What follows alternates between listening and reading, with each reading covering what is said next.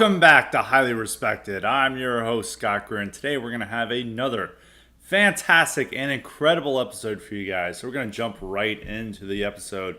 And today our first question is going to be from Tex. Generally, as you guys all know, I prefer just to allude to who asked questions, but Tex asked a question about the Trump administration's interest and Republican interest into the Russian involvement and Russiagate in 2016 and trying to investigate that, and now how they're pointing the finger at Obama and apparently Oprah and many others. With Trump's tweet about arresting Oprah. I got to remember who else he wanted arrested besides Oprah. Kamala, Beyonce, and Oprah. We need all three of them arrested. I don't think they're going to arrest it, but Tex was wondering if this is a distraction from Epstein. And, this, it's going to might shock people, but yes, it is. It is exactly a distraction from Epstein. And they need something to throw to their base. And so they're going to focus on Russiagate and promise that they're not going to just arrest Brennan and Comey and other federal officials. Are also going to go for the real final boss, and that's Barack Obama. Now, the one thing is like on the internet, it hasn't really convinced people. It hasn't convinced people. I mean, everyone's still... Well, the amount of interest in Epstein has declined because one, and I said this before, it's like people have short attention spans and they move on to other things. It's still in people's minds, but they're focused on other things. And there were other news topics to talk about. I guess the Sydney Sweeney ad or whatever, that got people fired up. And we got questions on that later on, but they just discussed that. But the media is still hounding him on it because there was, he's playing golf this weekend and Trump, these reporters were asking questions about him, and then he fired up music from Cats to drown out the questions about Epstein. And so he's still dealing with this and his base, and he knows that there's a degree of anger from the base over this. Now, are they bolting from Trump over this? Real world polls are showing no, but they are upset and he wants to throw them red meat. And it's like, well, here's other people we can arrest. And I think among a lot of the boomers, they are worked up about this because, I talked to my parents who are Fox News viewers and they're really into the Obama Russiagate stuff. That's all Fox News is talking about right now. The boomers are worked up about it. Twitter sphere, not as worked up about it, but they still probably care more about Epstein. But I think for a lot of his core voters, they definitely care about this. One is the thing to realize is that, and I know people who've been working with big time conservative media outlets, and they've been getting responses from what their audience thinks is the biggest problem with Trump. And their biggest grievance is that the administration has not arrested enough Democrats. They want all these enemies arrested. They want the Clinton crime family brought to justice. They want Obama brought to justice. They want Comey brought to justice. They want Fauci brought to justice. That is their main issue with the Trump administration. And that also boils in with aligns with some of the Epstein stuff, because they all believe that this was a Democratic pedophile cabal involving Bill Clinton and Bill Gates and numerous other villains in their I don't want to say imagination, because these are real villains in theirs, but real villains in their worldview. And then they're not getting what they want. So that pisses them off. And it's also the critical pedo theory for why they're not engaged in this topic. So they have to give them something. And if the Trump administration is promising like, hey, we'll get Obama, we're going to arrest him for what he did against Trump in the first term and what he did against him in 2016, that gets them worked up and gets them distracted from Epstein. And so, it's clearly a distraction from Epstein.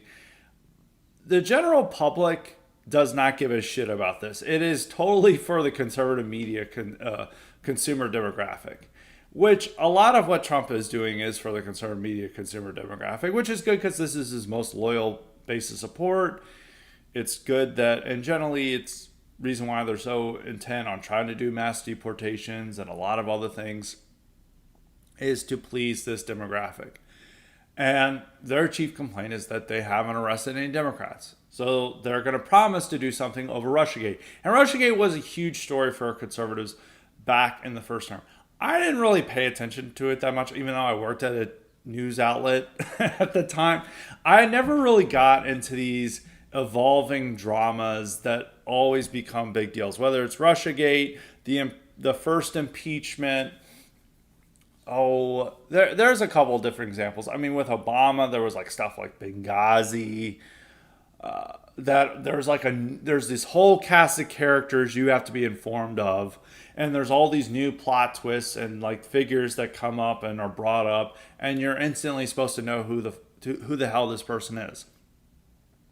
And they love those type of stories. Those are the big type of news stories that conservative media thrives off of, because it offers like a thrilling TV series for them to follow along and to be like, oh, there's this new character and he did something. We found out something new. And so they're very intent on the Russiagate stuff.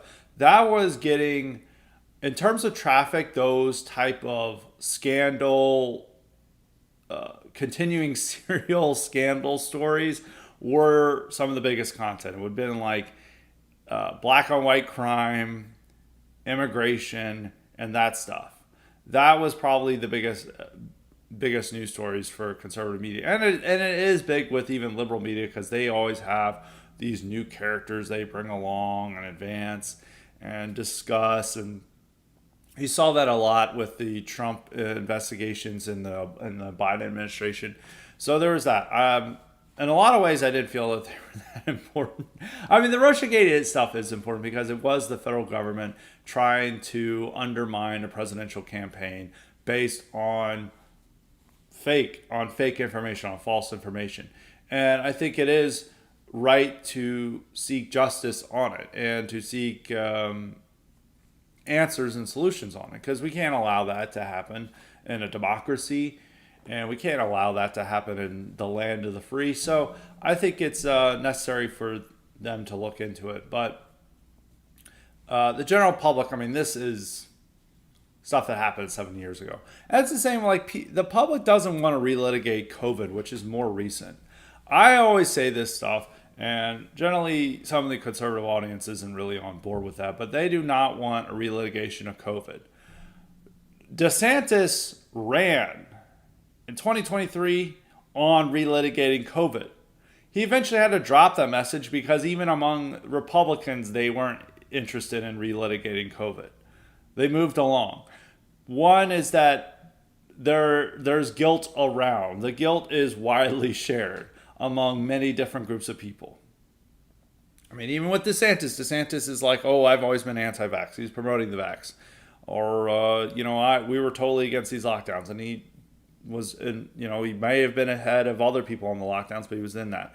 And generally with the vax, the anti-vax sentiment is primarily limited to conservative media, consumer demographic. I know there's other people outside of it, but generally for the public, even though they knew it didn't work, they all got the vax. I mean, if you're going to go out, I mean, what people wanted to say is like, 80% of the public, or whoever got the vax, they're about to die of cancer.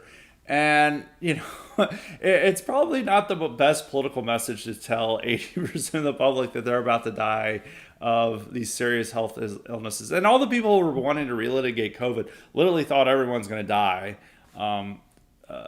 within 5 years from the vax. Now, obviously, there are health effects from the vax. That's undoubtedly true, but it's just not a strong political angle to take. And so the public, which has largely forgotten Russiagate, even among conservative media consumers, has moved on from it. They don't care about this. They would care a lot more about Epstein. Now, is it enough to make them vote on? No. But this is just him throwing red meat to his core base of supporters who want arrests, who want punishment, who want retribution for all the things that have happened towards Trump voters, etc. And they want something done about this. And so it's a way for Trump to actually do something. Now, is actually they're going to make arrests? They're going to make arrests against somebody. I don't think they're going to arrest Obama. They're really trying hard to. I don't know how that's going to work. It's not going to be popular if they arrest Obama. It would be, our side's going to think it's awesome. A lot of what issues with our side is we think that our little bubble is the only political constituency that matters, and that the rest of the world thinks like our little bubble, which is just not the case. I don't think Obama. I think it would be funny.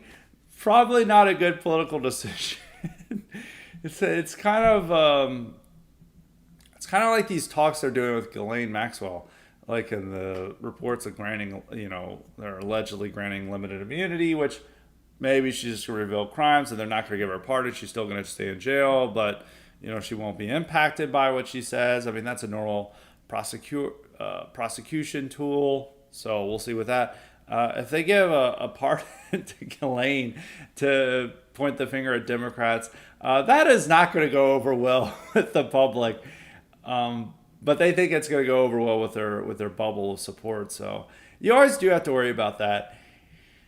Now, if they arrest Brennan and Comey, I don't think the public's going to give that much of a shit about it. And some of these other people, they would care about Obama. I mean, if they have the evidence for it, then sure. I don't know if they're going to find the evidence for it, but it's not going to be as much of a political win. But a lot of this stuff is giving red meat to the base. He knows he upset them with Epstein, and so this is his substitute to give them. And they do want arrest of Democrats. This has been their core complaint when they're calling into talk radio and calling it and commenting on the conservative websites, news websites. This is their feedback. They want arrests. And this offers the promise of that. So that is my answer to that. We got two questions about South Park. One is from Luke. He was like, I was recently forced to watch the new South Park episode by my mother, and I wanted to ask for your perspective on who is consuming this garbage. Is this Gen X or millennial thing? And we got another question about South Park from Dollar Bill, who asked, what are your thoughts on modern South Park? In the past, you've said that growing up you were a fan of the show. In the wake of Colbert's show being canceled, the new season of South Park that Paramount paid $1.45 billion for made headlines by debuting the new season with Saddam Hussein disguised as Trump and Satan in bed together, essentially recycled material from the 1999 movie. I think he got the names wrong. So he's like Matt Stone and Trey Parker. He followed up with a correction, or washed up, but on the other hand, I got to respect the hustle and scoring a huge payday from Paramount and serving up reheated leftovers in return. As the saying goes, a fool and his money are soon parted. I'm not that big of a fan of South Park. If I watched it recently, I'd probably not like even the older stuff. When you read some of the depictions of it, it's kind of stupid. I'm gonna be. The thing that people liked about it is that it had a libertarian rightish bent. It made fun of hate crimes. It made fun of transgenderism. It made fun of transracialism, actually. There was the episode where, I forget if it's Kyle or Stan, gets transracial surgery to become a tall black basketball player, and it doesn't work out. They did a lot of funny stuff. They did some funny stuff with it. But, I mean, the show's been on air for almost 30 years. It's the same with all these shows that never die, like the cartoon shows. Simpsons is still around. Family Guy is still around, and South Park is still around. And it's like, why the hell are this stuff still around? The type of cultural legacy of it is a little cringe, in my opinion. And the people are still really into it. It is a certain type of elder millennial, young Gen Xer who's into it. It's mainly a millennial thing, but an older degree of millennials. When you're thinking about TV consumption of cartoons, like Simpsons is very Gen X, very elder millennial. Millennials my age don't watch Simpsons. Like people born in the early 90s, that is not a Simpsons thing. Now, for people my age, South Park was still there. That was a big thing for them. But ultimately, what seemed to have a bigger impact was Family Guy for the ones who were born around 1990. For it's a slightly older demographic that was really into South Park. The ones who are about to turn 40 or just turned 40. That seems to be their favorite show because they would have been teenagers when it came out in the late 90s. I was watching it when I probably shouldn't, when I was like 8. But so it was big for them. But Family Guy became big in the mid 2000s, through the I think Adult Swim reruns and stuff. So that's what won over a lot of the millennials my age. And I noticed that you age yourself and define yourself by which cartoon show you prefer. I think the clips they show from Family Guy, I mean, not the show was extremely stupid and there was like some cringe thing, but it was more, the early episodes were more overtly racist than anything that South Park did. It was also far more cynical. There was never any sentimental moments of like an immoral message of Family Guy. It was much more amoral, cynical, which I think for a certain kind of millennial, they like that. I think, but obviously, if you compare the creators, I mean, South Park guys are far more right wing. But if you're going to compare with TV shows, I probably Family Guy, from the clips that they show, like of them going to the 9/11 memorial and other stuff, it's like really funny. I'd probably say that out of the shows that have aged the best, Family Guy for me is the funniest. I never really got that much into The Simpsons. I think The Simpsons, in terms of like a television quality, in terms of writing, made more sense as like pairing up with the better TV shows, at least with the early seasons. But in terms of like what's really funny, I'd have to go with Family Guy because a lot of The Simpsons humor and memeology, I just associate it with irony leftists who were born in the early 80s, and I just can't deal with that. But that's a long about way with South Park. I haven't watched a South Park episode in years. I really liked it as a kid, but I don't really like the animation style and the aesthetics of it. There is all three of them rely way too much on pop cultural references in a way. And I was even reading the synopsis of the famous Fish Sticks episode that involves Kanye West, or when he was called Kanye, not well before he became Ye, and him kidnapping Carlos Mencia, which for some reason I was looking at Bud Light ads with Carlos Mencia last week, and I was just reading the synopsis and I was like, this is really dumb that this became it. Also, South Park kind of had to do more shocking stuff, so it always did this like over the top violence or kind of over the top graphic things that they're like, oh, I can't believe they did that. But there was still this moral core to it that at times was a little bit too sentimental and other things. So modern South Park, no, I think it's probably just as terrible as every other show that's been on for 20 years, and I don't really have any thoughts about it, but everyone's talking about it. So smart move on Stone and Parker's part to make fun of Trump and see what happens, but I don't really think much of it. So they both have other questions. Dollar Bill's other question is, I am grossed out when I see men with painted fingernails. It's almost like a form of micro cross-dressing. Are the men who do this dipping their toe into the waters of transgenderism? I don't really see it that much. There's a quarterback for the Bears who just got drafted who does that. Well, not just drafted, who's drafted after Caleb Williams, who's people have always questioned his sexuality and some of the weird things about him. Yes, it's very strange. I think it's one of those obvious things that it's very strange and you shouldn't do. Is it dipping your toes into transgenderism or cross-dressing? Yeah, I think it's one of those things that's like, why are you doing this? Why are you being an idiot? And it's to generate attention to themselves and to show that like they're different. which is very weird. I never liked that with like being different. If you're going to be different, you know, you should be at least do it in a more masculine way, not try to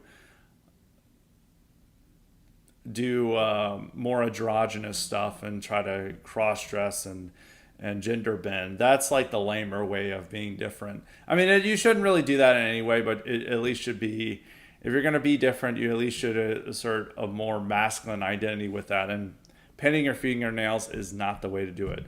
And Luke's other question is, by the way, and band recommendations for someone looking to get into heavier stuff like black metal. I actually don't like recommending black metal to normies, so I don't like suggesting it. It's maybe for your own good not to, but I'll just recommend one album, and if you like it, you like it. I just say try out Emperor's Into the Nightside Eclipse and see if you like it. And that's probably my one recommendation on that. So we'll move along to K-Max. K-Max has a question about the white couple getting beaten at a jazz festival in Cincinnati. To maintain safety in our lives, is there something to the rule of what to avoid in life? Avoiding public events that a certain demographic will attend in large numbers? Question. John Derbyshire used to talk about it. This is going to be very surprising, but yes, you should avoid events where large amounts of blacks are going to be there. It's not going to be for your own safety. I think most people who listen to this podcast would probably realize that. Yeah, it is a part of the talk. I don't know what quite the demographics of this were. Even the people beating them up, I don't think they were there for the jazz festival. I think they were just there to, the locals just going out and about in Cincinnati. But yeah, it's obvious you should always avoid events like this. It's why you shouldn't go to rap concerts. You shouldn't go to certain magical, if you see a lot of magic in a certain club, you probably shouldn't go. It's very obvious stuff, but most whites even instinctually know not to do that. It's why they don't want to go on Carnival cruises anymore and other facts of life. So yes, with the talk, the thing is people will never say that, but they will do that anyway. They do, even the most liberal whites who are like, I'm fully anti-racist, do not want to go to events where they're going to be the white minority. And they do this with schools. They'll be like, oh, that's a bad school. We don't want to go there. And no matter how liberal they are, they operate on this way. They just don't like to talk about it. So the John Derbyshire talk was just making explicit what they know on an implicit level. And that's why it is. But I don't know if actually the jazz festival itself, because it's not like, I don't know if it's quite a jazz festival. It might just call itself a jazz festival, and then it has a lot of artists that are black and like soul, R&B, or rap, and they bring them there, and that brings in the audience. But if it's like a purely jazz festival, I don't think the crowd that was beating up the white couple was there for it. But yeah, you should always avoid bad demographic areas and stay away from it. It's not good. He had another question about the mailbag, but we can just answer it today. He said, your IQ supplement on American immigration mentioned how the 1924 Immigration Act behaved as intended in limiting immigration. In your view, did the 1965 Immigration Act do the same thing? Was its intention to make white people a minority within 60 years of its signing and to make us second-class citizens in America? Or was this an unintended consequence of the 1965 Civil Rights Act? Well, as I said in the episode, that was not the intended effect of it. It was meant more to be a symbolic move to say we're no longer having national quotas system. We're no longer having a race-based system or national and with the national origins. And we're going to be open to all, even though we try to put a ceiling on Hispanic and Caribbean immigration for racial reasons. And that was done to say we're not going to change the demographics of this country. Ted Kennedy and LBJ were both stating this because a lot of the opposition was that this would change the demographics of the country. And it was not meant to do so. It was more It did not. They also did not think that immigration would substantially rise with it, but it did because they thought a lot of these visa numbers weren't going to be used because they thought that a lot more of these visa numbers would still come from Europe, but European immigration dried up at that time, and all the visas that were now available were being taken up by Asians for the most part, a few Africans as well. So they were having that. And also they didn't intend about how many numbers would come through family reunification that got past the cap of under 300,000 that was supposed to be placed there. So no, it was not the intention to make white people a minority within 60 years of its signing. I talked about that in the IQ supplement about what its intention. Its intention was just a symbolic move to say we're a proposition nation, a nation of immigrants, and we're open to all, but this is going to substantially change demographics. It was meant to be more symbolic, but then it had a real world effect of, along with the, if you guys listen to the IQ supplement, of leading to demographic change due to later immigration policies such as the Refugee Act of 1980, the Amnesty of 86, and then the Immigration Act of 1990, which more than doubled the immigration intake to the country.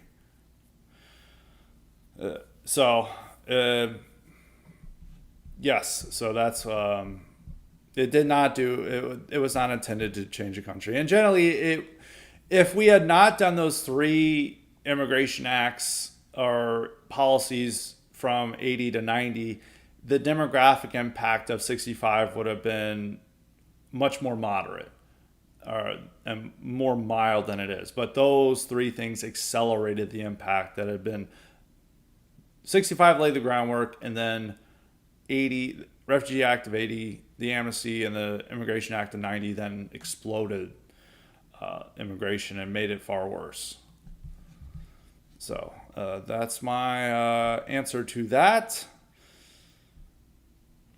Let's see who else we've got a lot of questions today. So we've got a question. We'll go to New England refugee. He's got two questions today. He's got one that is a real, really. I don't even know if I have an answer to. But he said, "Why did Macron actually sue Candace? Do you think his wife couldn't take it? And who won the case?" Man, it is a real mystery why Emmanuel Macron would sue Candace Owens for saying his wife is a man. I can't really think of why he would do such a thing. It's one of those great mysteries in life that it's hard to think of a reason why Macron would sue over such a matter. Because, I mean, it's not like, people are insulted about being told that their wife is actually a man or that their wife is actually their dad. So it's really weird that he would do something like that. But I can't honestly say why. It is a real mystery. I guess the real thing about it is that this is a world leader suing an American figure in American law. And he's also a public figure. And there's a greater degree of what you can get away with by saying about what you say about a public figure. It's like, all the stuff about Trump.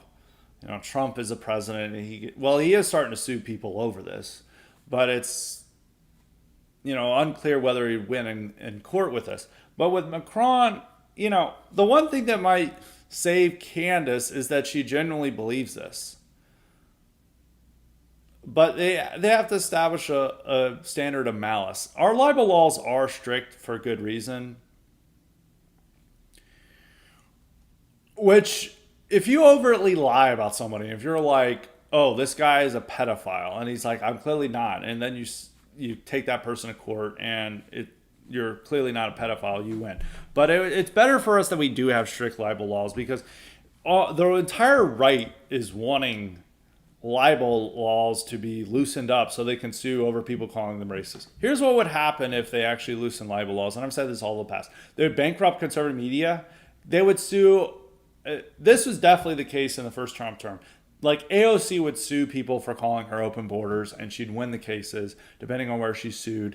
And it would bankrupt conservative media, bankrupt conservative figures, especially with all the conspiracy theories we say. Like, we love calling people pedophiles and sex offenders and claiming they work for nefarious groups and stuff. We lose in every case. And it's the same with like Candace Owens. The only thing that might save Candace Owens is the fact that it's the French president, public figure, foreign figure. There's questions over jurisdiction. Maybe that's easily resolved. There's questions over whether he's able to sue by being a public figure. And, there's also the question that, Candace Owens generally believes this. Which, some ways it's about like you're intentionally lying. It's bullshit. But if she might generally prove that it is the case, but I don't know how much that will save her. But if all those things put aside, I think Candace is going to lose. I think Brigitte Macron is a woman. I know that might be controversial to say.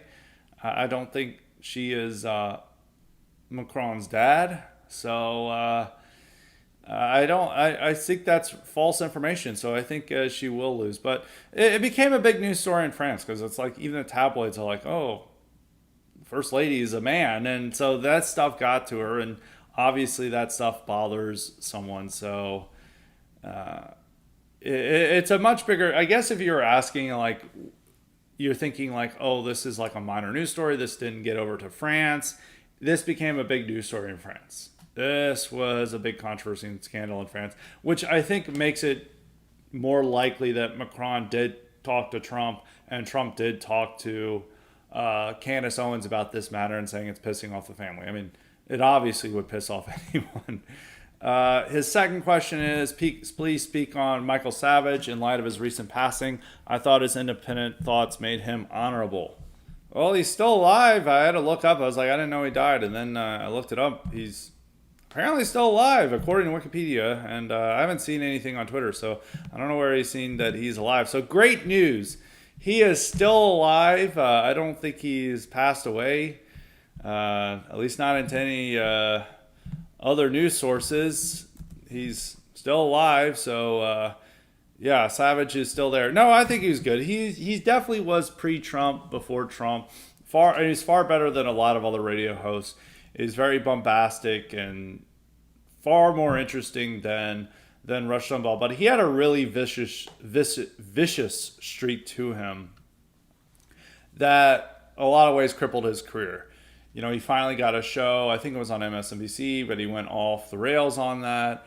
He also had a lot of enemies and grudges within conservatism that limited some of his impact. But I mean, that was part of his persona. He was the most vicious of the talk radio hosts. But at the same time, he was the most willing to talk about immigration and race far more than any other of the other talk show hosts. And he was very much, Trump figure before Trump. His decline was already happening by the time of Trump. So, I mean, he was already in his 70s. I don't know when he hung up his microphone, but he hasn't been as relevant as he was in the 2000s. But in the 2000s, he was the most right-wing guy. And I think he was more committed to it. A lot of radio hosts, they shift with the winds. Glenn Beck has had a lot of different changes over his career. So have a lot of other people. Hannity and some of these others. But Savage was not just a GOP apparatchik. He discussed issues none of the others were going to discuss. He was a lot smarter than all the rest, but he was also the most mean-spirited of all of them, and that limited his career. So, but Savage was definitely an asset. So, but great news, he is still alive, according to what I looked up. So, no need to mourn him yet. So we're going to move on to other questions. We've got a question from Deuteronormative. He says, do you think there are votes to be gained among whites by moderating your positions on environmental policy? No. It's not that. No. If you're really motivated by environmental policy, you're not going to vote for the right at all. And I don't think it's that big of a demographic that cares that much about environmentalism within the public. I remember around 2019 and stuff, there were a number of protests, but I mean, this was like far left stuff. it's not like the people protesting or who think that like and siding with Greta Thunberg are gonna be on our side. These people are already committed leftists. And our environmental policy is not as bad as it's not the environmental policy of the villains of Captain Planet, okay? And wind energy and the ethanol stuff, there's these specific interests that care a lot about it. But there's a lot of other people who think this is a waste and they're not as into it. Green energy, I don't think is that... it's not been as well developed. I mean, except for the electric cars, but also the right is very anti the electric cars. They don't like the electric vehicle mandate, and generally the people who buy electric vehicles are libtards. It's why all these people have stickers like "I bought this before Elon went crazy." It's not really our constituency. I don't think you're going to win because the goal is to win college-educated whites back. I don't think our environmental policy is that embarrassing or that bad because generally with Americans, they want cheaper energy and they're more likely to be won over if Republican policies deliver cheaper energy prices. If it's costs a lot less to heat their home, costs a lot less to the gas pump, they're going to care more about that than what you're saying about windmills. People don't care that much about windmills. The people who deeply care about this stuff are generally the most committed liberals. And, there's always been, for online right-wingers are the really committed ones. They've always been like, we need right-wing environmentalism. It's generally what people do is they rely on Ted Kaczynski, which is, hot take. I don't think the Kaczynski Unabomber method is going to win over a lot of people. I don't think people want to live in shacks out in the middle of the woods, and destroy technology. So, I mean, no, I don't think we'll moderate. What matters more is keeping energy prices low, keeping the economy humming, and that's more likely to win over college-educated whites than, being like we're pro-windmill, not windmills, but wind energy or something. So, it could be goofy and uninformed, but out of all the things like his attacks on green energy is not what's driving college-educated whites away from the Republican Party, in my opinion. All right, we got a question from Raven. He says, what should a proper right-wing foreign policy look like? How would your adjustments diverge from standard American foreign policy, and how would we sell it to the public? Withdrawing from NATO or limiting support for Ukraine or Israel could be interpreted as abandoning allies. Well, what the thing with Israel, it's like we don't have much of a need for Israel anymore, as we could have said in the Cold War. I mean, there were some other dubious arguments there, but the thing about Israel is that, especially with the fall of the Shah, so we didn't have many allies in the Middle East, and they were far more hostile towards us, and they were working with our geopolitical foe in the Soviet Union. And so we had this dubious power that was the one power not in thrall with the Soviet Union. Today, it's literally just Iran that we have to worry about in the Middle East. Everyone else we have good ties to. There's no existential threat to Israel, so there's no need to keep blowing all this money on Israel, especially when they don't follow directives and just do whatever they please. So it doesn't even matter as abandoning allies, especially because the entire world is tired of us offering a blank check to Israel. So it's not as necessary to keep giving them billions of dollars every year. Ukraine is a little bit different because Ukraine, and I'm not one of those people who's like, oh, we need to fight to the last Ukrainian. They need to make a peace deal, but it has to be demanded. All of Europe is now committed to this idea of standing with Ukraine no matter what, which they don't have the finances and military power to do so, but they do this in order to pressure the America to stick with Ukraine. And it would not send a good message to Taiwan if we just gave up on Ukraine, which would probably convince Taiwan to make a deal with China to eventually have Chinese annexation. If they feel that America will not defend them to the last and stand up for them, then they would. Now, how much we should care about this, that's another matter. But that's just how it's interpreted with allies. With a right-wing foreign policy, we can't be completely isolationist. And when I'm saying this, I'm not saying we need to do interventions when like there's someone who's not being democratic or stuff. But there's the more of the matter that we keep the sea lanes open. Our economy depends on the global empire we have. And if we just return to America, which all these guys think so, it's like, oh, everything will be fine. We'll just return to America and we'll be richer than ever. Well, we're gonna reindustrialize with, a population that's almost where the median age is almost 40, and we already can't fill these jobs. But don't worry, we'll just be a superpower, and we're not gonna trade with anyone. So a lot of these ideas have that. I don't think that's really going to work out. You just have to keep in mind that we are going to be an empire. We're going to have a global footprint, but we should avoid nation building. We should avoid trying to change regimes on behalf of a certain foreign power. We should not engage in the type of brinkmanship that we're doing in Ukraine. I think we got too greedy in going up close to Russia. There's no real need for us to have NATO all the way up to the Baltics, but now we feel obligated because the Baltics and Poland are our most loyal allies in the world, and same with even Ukraine. In some ways, they're like the greatest foot soldiers in the American empire. But yeah, I don't think it's... right-wing foreign policy has to embrace American empire and American imperialism, but it has to be a much better empire. It has to be less built on this messianic vision of spreading liberal democracy all around the world. We're not going to do nation building anymore. We're not intervening to do regime change. I think even we should be, except for in our backyard with like Venezuela, Nicaragua, and any other type of government that becomes left-wing, we should not be doing regime change anywhere else, even in Iran or wherever. We should not, that should not be our goal, because generally regime change leads to instability and to more migrants, and that creates a problem for the West.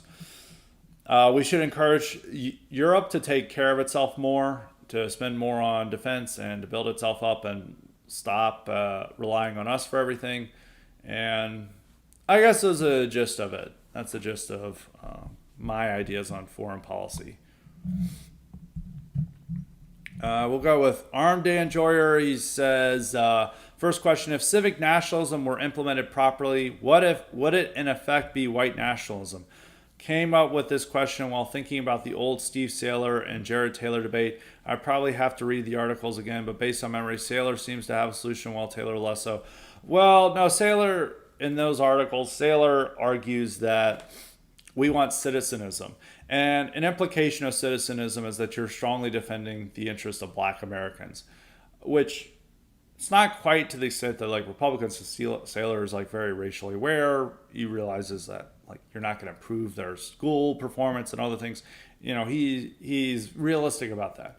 But he says like we have to defend their own interests. And I wrote about this in an article I did on review of Saylor's book last year about citizenism, where he believes that we just need to represent the people who are here.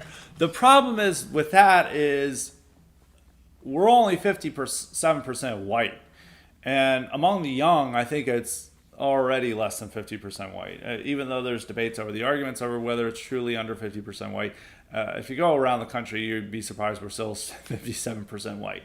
So if you're just a citizenist, you would be defending not only the interests of Blacks, you'd be defending the interests of Hispanics and Asians and all these other things, and ensuring that it becomes a type of multiracial nativism, which in some ways that's what Trumpism is, but there are problems with that because you need to reaffirm the importance of whiteness to the country. And you need, with newer immigrant groups, to accommodate whiteness. And if it's just all like about a piece of paper, then you undermine that concept of whiteness. With with Mr. Taylor, he wants to just say we need our, stand up for white interests. He was not fully on board with a separate state back 20 years ago. Now he is. That's not very realistic, but there's a logic to it, and that's his solution. And you need to emphasize the white aspect about it. So that's always been an interesting debate. Saylor it's a pragmatic argument about worrying about how you win elections, while Jared is a more logic, or I guess philosophical argument about what makes most sense. And if you take certain ideas and say, well, this is a logical conclusion to it, this is what the position I am. But that might not be the most politically pragmatic issue, because, it's like, we're going to be for whites and we're going to want our own white state. That's not going to do very well politically in America. While Saylor, the citizenism is essentially what Trump ran on multiracial nativism, and it won him the election. But there are problems with that.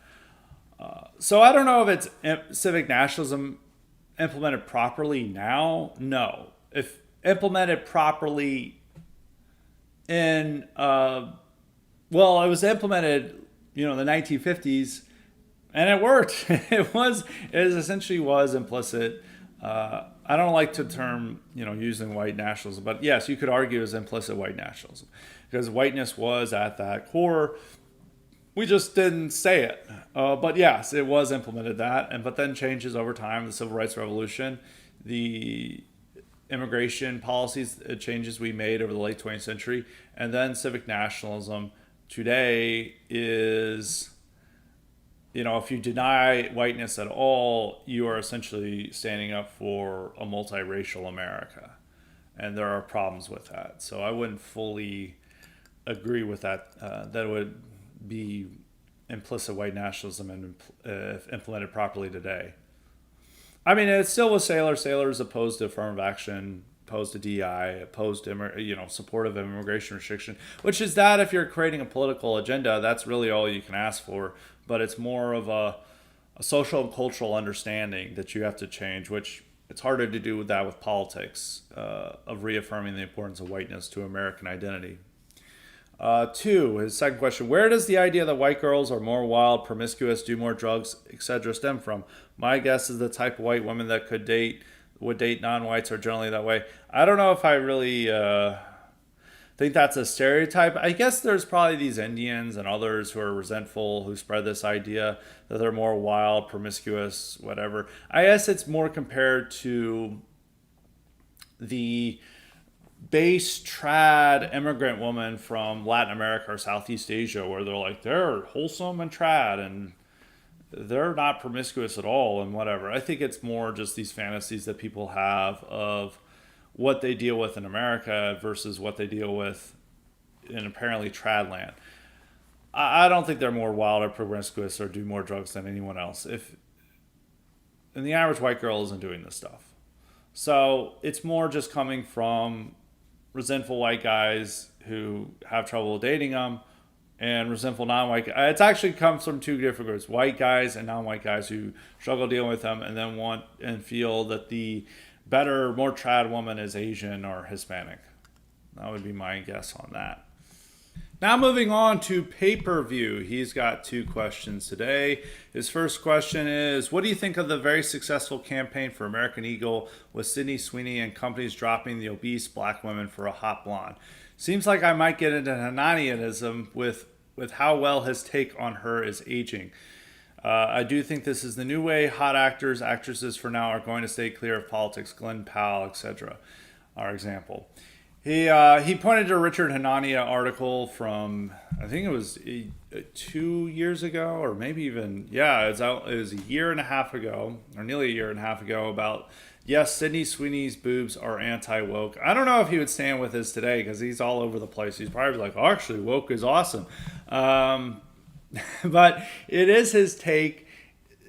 It is very much a rejection of what a lot of these clothing ads have done. And there's she's got great genes, which all these leftists are freaking out. And it's like, this is a celebration of Aryan womanhood. And that's racist because she has blonde hair, blue eyes, blah, blah, blah.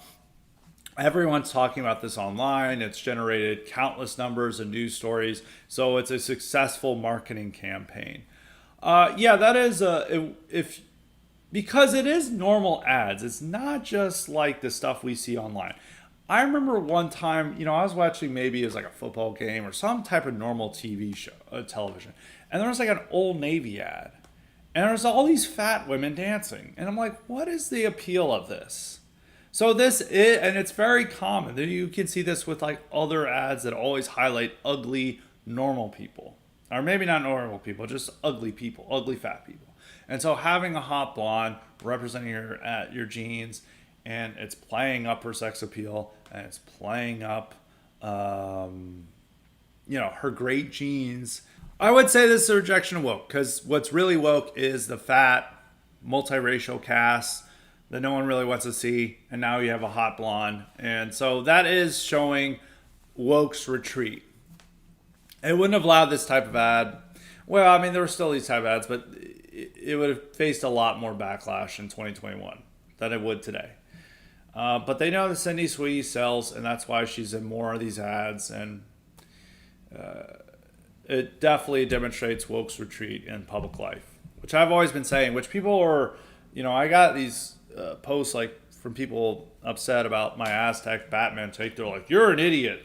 The changing demographics mean they want the Aztec Batman. No, they don't want, nobody wants the Aztec Batman.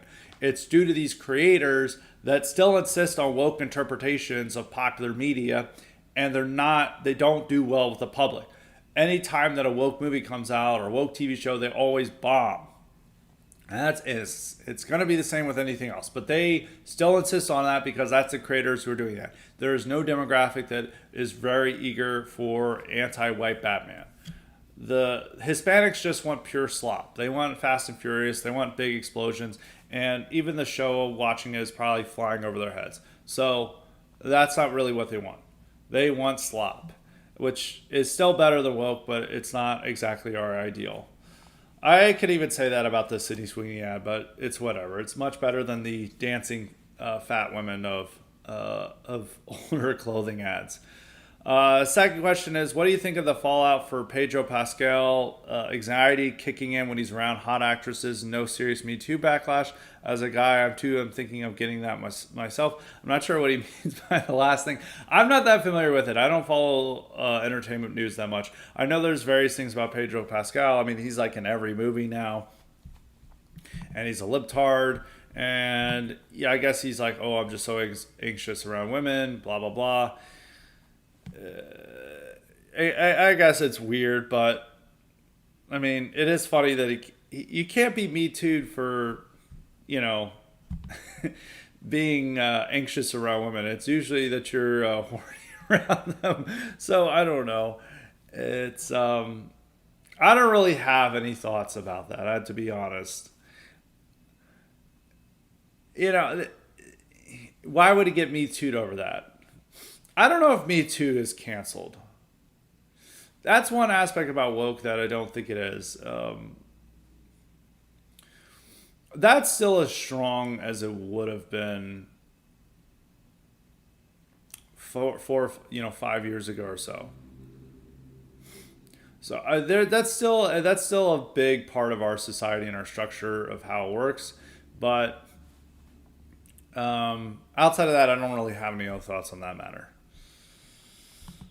And so we're now going to go to Gillis Enjoyer. He says he's got two questions. He said, how big of an actual win is the EU trade deal the Trump admin just announced, besides seeing European liberals freak out, which is always fun in and of itself? Is this something that could give the GOP a boost in the midterms and help Vance in a potential 2028 race? It's a pretty big win. I mean, the main win is that it prevents a trade war, and there's not going to be this fallout from that. And so we're not going to have any damage to the economy from this. He also got, a percentage on it that he wanted. It's a 15% tariff on European products, which is even higher than the 10% he suggested in April. So that's a win, and Europe accepted it. So I think it's all around a win.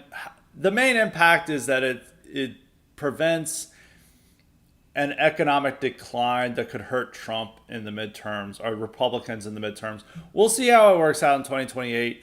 As long as they avert any other type of radical actions on trade, that'll probably be good for the public. And it also takes away a very potent issue for Democrats. Democrats probably had their best issue by railing against tariffs when they came out, because there was a huge damage to the economy. There was, to the market and to hiring and many other things. The one thing about the tariffs is that everyone's like, this is going to boost the real economy. Instead, it boosted the fake economy that we all think we could destroy, which is the stock market. The stock market's okay, but hiring is screwed up. Now, some of that is due to long-term economic factors, not directly to the tariffs, but I do know of several companies that had a hiring freeze do that, and also companies that were looking to have buyouts or any type of other changes held off on them because of the tariffs. And the terrible job market for young people right now, young men, is one of the factors is the tariffs. So it's actually not benefited the real economy that we thought it would have, but it has been the fake economy the so-called fake economy, has been doing well ever since Trump backed down from it and changed course or took the off-ramp on them. And so it's good that we have a deal. He got, them to agree to a higher tariff. He got, deal made. The economy is going to go fine. It looks like a win for Trump. But I don't think it's going to be much of a factor in the midterms and the next presidential election, besides just keeping the economy going. Now, other issues is like if the job market's still terrible by the midterms, it's not going to be good for Trump. But the job market is particularly bad for people who don't vote, which is men under 30. And it's not like Democrats offer a solution. So it's happening to a low propensity voter base that we don't really care about, even though we all think that young men are the most important demographic, that they direct society. They clearly don't, because everyone cares more about winning over young women and old people than they do young men. But we'll have to see. His second question from Gillis Enjoyer is, it seems birth rates are now falling hard, not just in the West, but also in the third world, to the point where global population will likely peak much sooner than predicted. Do you think it's the same social forces that cause this drop in the West that work in the rest of the world? And should they be heralded as a good thing in the case, as this will likely reduce attempts to immigrate to the West? No, I think it's actually a good thing that the birth rates are falling off in the global the third world. We've been wanting them to fall off for a while. We've been trying to do this, and they finally have. I don't know quite what the factors are. I mean, it probably is the same. It's like they now have access to technology. A lot of their migrants try to leave their countries. There's been a huge exodus from them, and then they go to the West. And that prevents them from being like in a village and having like 9 kids and other things. Some of the women are entering whatever type of workforce they have there. That's going to cause a drop off. So it's a little bit complicated. The same social forces. It's not quite the same social forces, but they're similar. But it's happening all over the world. And it is a good thing it is happening in the third world. It's not, it's bad that it's happening in the first world, because we are a lot of places are heading to sub 1 TFR, and that is not good. Meanwhile, it's good if these countries are hurtling to a more manageable population rate, and that means less push for migration and most of those factors for that. So it's actually a good thing that their fertility is falling off. Hopefully it falls off even further, while the West increases significantly. That's really what we want. Now we'll conclude with L.K. Rurick's questions. If I did not get to your questions today, just harass me and I'll get to them for Wednesday. So he's got 2 questions today. He said, the newest Cape Shit has a viral line where one character inquires about Superman believing something to the effect of, all people are beautiful, and then him responding, maybe that's the real punk rock. I have no intention of watching this movie for the context behind him saying this. I just thought it was kind of funny. But for some reason, many people, even on the right, responded by defending Punk's honor. Why do you why do they do this? I like some of the music myself, but the culture of punk, which is rebellion and rebellion for rebellion's sake, should be innately distasteful to anyone with right wing instincts. I actually agree with that. I listened to a lot of punk when I was growing up because punk and metal have had a lot of influence on each other, and a lot of punk, without listening to it, our punk made metal what it is today. But punk, once you're over 18, like, it is very cringe to listen to. And it had a very nihilistic, negative culture around it. These are guys like, there's no hope, so we're going to sniff glue. Or, for others that then they went in the opposite direction, is like, I'm going to be firmly straight edge and not do that stuff. And the type of culture around it was even more trying to be different than even metal. I mean, metal was just naturally different from the rest of the public, but it wasn't, it was just people being themselves. And there wasn't made much of a big deal about it. Well, with punk, it was like, I need to escape this society, and I'm either going to go into nihilistic, drug use or, negative behavior, or I'm going to go in the opposite direction by being straight edge. It's, it's almost like people who are, alcoholics or drug addicts, and then they found a new thing that, like, to shape their life. But they're like 16-year-old kids who shouldn't do this. But it's like very youth oriented about, like, I'm not going to listen to you, mom and dad. And the music itself is like very leftist and innately left wing and left coded, much more so than metal. I mean, metal, like, the lyrics are about like heroism or horror movies or fantasy. It's like away from day-to-day life. It's not mere teenage rebellion, even though people get into it for teenage rebellion, but the lyrics and themes of it aren't. But punk rock is very cringe to be like 40 years old and still into it. So there's no need to defend what's the real punk rock. I mean, real punk rock is pretty cringe, and it's like conservatism is the new punk rock. I hope it's not. But there is that. I didn't see anyone defending that, but yes, there's no need to defend punk rock. Punk rock actually does have a very cringe cultural aspect to it, and mindless rebellion. It also, what they're rebelling against is, middle class white culture. Now, there's like problems with middle class white culture. It is a little boring. People aren't that intellectually stimulating. It's very, worrying about here and now, and like, it's dull. So you understand why there are this, but it also made these guys just anti-white in general and anti, having a stable society. It's like, why don't we have a society where that we can sniff glue all day? That doesn't really work for a functioning society.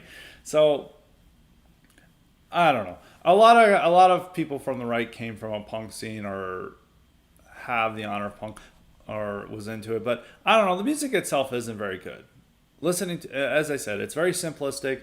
It's not music to really make you think, and it is just like mindless teenage rebellion coming from a very left-wing sentiment and feeling. Even if the sum of punk isn't leftist itself, it is very left-coded, and a lot of its spirit is more on the left side of things than on the right side of things. So, and I think with right-wing guys, if you prioritize order and stability and all these things, it makes it a little weird to side with a side that likes anarchy for the sake of anarchy. So, but we'll probably do an IQ supplement on punk rock someday. I have further thoughts on that, but that's definitely for an IQ supplement. He said, his second question, do you think America should bring out the big stick to deal with Britain's recently introduced and highly draconian internet censorship? I wholeheartedly believe this is a case for war. Well, it's not our people who are getting censored, so I don't think that would be a case for war. But, I mean, yes, we should actually interfere with European affairs to say we oppose their free speech restrictions, and which we are doing with our State Department. And we are, in a lot of that pressure, I mean, we probably have saved the AfD from getting banned due to American intervention with Germany, and I think it is our right to criticize this and protest against it. Now, the problem is, us protesting it, I can have the unintended effect of increasing support for it, because all these European countries, for understandable reasons, don't like a foreign power interfering in their domestic affairs. So there is that factor, but we should come out and oppose it. And Britain is want to make deals with us and work with us, and part of any deals would have to be you are limiting your internet censorship. You are not going out of your way with this nonsense. And so we should exert pressure in any way we can. We just have to be smart about it. So that is it for Highly Respected today. Hopefully you guys enjoyed it. We're going to have more great content this week. Be sticking to our normal schedule, so be on the lookout for that. So until next time, stay respected.